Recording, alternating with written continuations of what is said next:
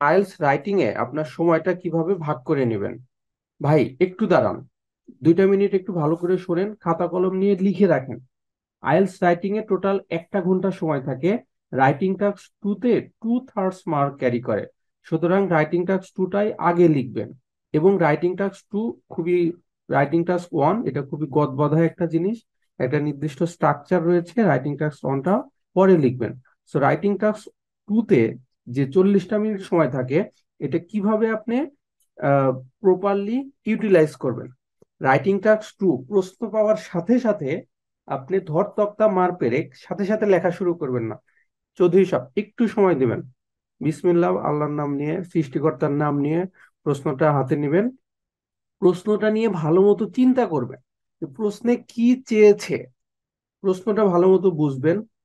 প্রশ্ন অনুসারে কি কি লেখা যায়, agree disagree, advantage disadvantage, cause effect, cause solution, একটা টেবিল বানাবেন।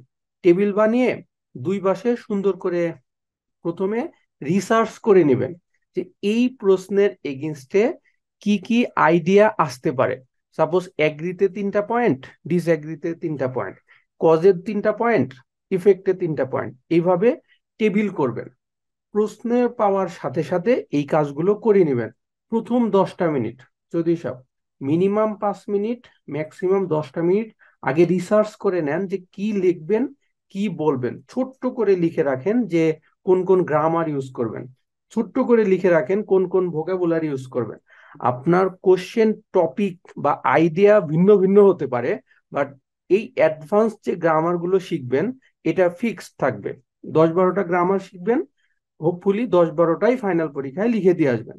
এখন চৌধুরী সাহেব, রাইটিং এ অলমোস্ট 4টা প্যারাগ্রাফ থাকে। Introduction, body para one, body para two, আর কনক্লুশন। এই যে 10টা মিনিট প্রথমে আপনি রিসার্চ করে নিয়েছেন যে কি কি গ্রামার ইউজ করবেন, কি কি ভোকাবুলারি ইউজ করবেন, টেবিল বানিয়েছেন, এই 10 মিনিটের প্রিপারেশনটা যদি স্ট্রং হয়, বিলিভ মি, আপনার রাইটিং লেখাটা অনেক সুন্দর হবে। যেটাকে বলা হয় planning is the 50% of the total task. সুতরাং এই 10 মিনিটের পরে আপনি ইন্ট্রোডাকশন লিখবেন 5 মিনিটে। আপনি জানেন ইন্ট্রোডাকশন দুই ভাবে লেখা যায়, একটা হচ্ছে হুবহু প্রশ্নটা কি প্যারাফ্রেজ করা, আর একটা হচ্ছে জেনারেল স্টেটমেন্ট। আর ইন্ট্রোডাকশনে একটা থিসিস স্টেটমেন্ট থাকে যে পুরো লেখাটা কি নিয়ে লিখতে যাচ্ছেন। সো টোটাল ইন্ট্রোডাকশনটা 5 মিনিটের মধ্যে লিখবেন।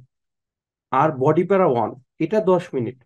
আর প্রত্যেকটা লাইন লেখার সাথে সাথে একবার করে রিভাইজ করবেন, স্পেলিং মিস্টেক সহ। প্রত্যেকটা প্যারাগ্রাফ লেখা শেষে একবার করে রিভাইজ করবেন। সব লিখে ফেলছেন তখন এসে আবার রিভাইজ করতেছেন, তাহলে কোহিয়ারেন্স এন্ড কোহেশনটা ভালো মতো বুঝতে পারবেন না, টাস্ক রেসপন্সটা ভালো হবে না। এজন্য প্রত্যেকটা লাইন শেষে আপনি রিভাইজ করে ফেলবেন, বানান সহ। এবং প্রত্যেকটা লাইনের পর আরেকটা লাইন কিভাবে আসতেছে, এটা মিল আছে কিনা, তাহলে কোহিয়ারেন্স এন্ড কোহেশনে ভালো মার্কস পাবেন।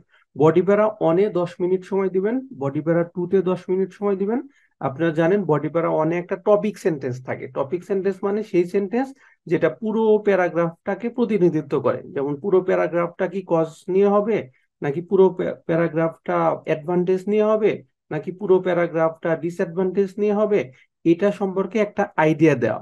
এরপর প্রত্যেকটা প্যারাগ্রাফে একটা টপিক সেন্টেন্স, একটা আইডিয়া, আইডিয়ার জন্য সাপোর্টিং সেন্টেন্স এবং কনক্লুশন। বডি প্যারা টুতেও তাই। কনক্লুশনে এসে আবার 5 মিনিট সময় দিবেন।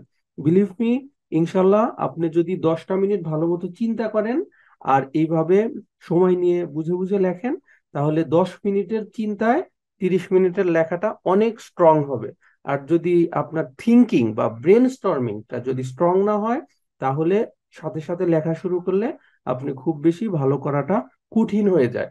এজন্য প্রথম 10 মিনিট চিন্তা করবেন আর এইভাবে সময়টা ভাগ করে নিয়ে লিখবেন। ইনশাল্লাহ পরীক্ষা ভালো হবে। আর রাইটিং টাস্ক ওয়ান এটা খুবই গদবাঁধা একটা জিনিস, নির্দিষ্ট একটা স্ট্রাকচার রয়েছে, প্যাটার্ন রয়েছে। জিটির, জিটিতে তো আরো সহজ। আর রাইটিং টাস্ক ওয়ান একাডেমিকে যারা, তাদের 7টা টাইপস রয়েছে: introduction, overview, body para one, body para two.